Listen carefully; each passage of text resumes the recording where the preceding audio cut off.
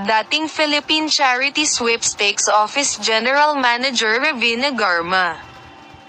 Ibinaba ng isang dating opisyal ng pulisya ang maaaring maging pinakamalaking bomba sa nagpapatuloy na pagdinig ng House Quad Committee nang sabihin niya sa mga mambabatas noong Biyernes na nag-alok ng cash reward si dating Pangulong Rodrigo Duterte para sa bawat drug suspect na napatay sa brutal na digmaan laban sa droga ng kanyang administrasyon.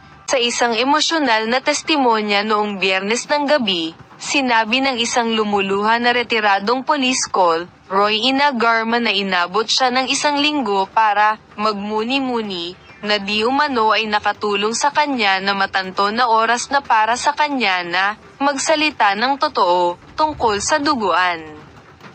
Anti-narcotics campaign ng kanyang dating amo. Si Garma, nagtapos ng Philippine National Police Academy Class 1997, ay nakilala na bilang isa sa mga pinagkakatiwalaang aide ni Duterte matapos magsilbi bilang police station commander sa Davao City noong siya ay alkalde pa nito at kalaunan bilang Cebu City Police Chief.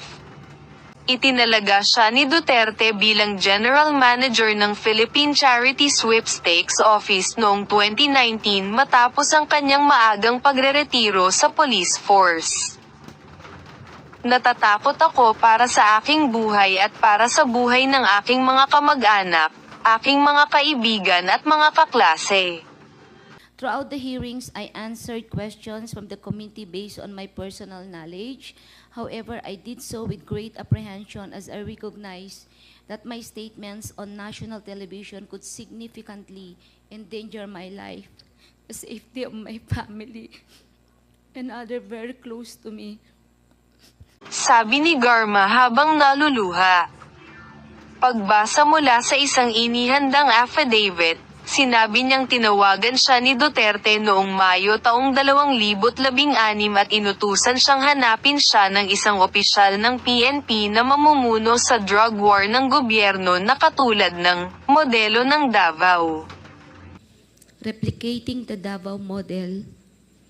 The Davao model referred to the system involving payment and rewards. Ang modelong ito ng Davao ay tumutukoy sa sistemang kinasasangkutan ng mga pagbabayad at gantimpala, sabi ng dating PCSO chief.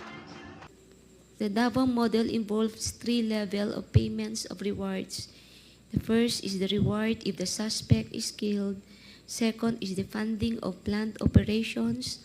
Third is the refund of operational expenses.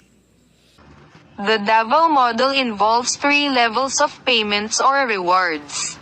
Una yung reward kung mapatay ang suspect. Pangalawa yung funding ng planned operations, or COPLANs, case operation plans.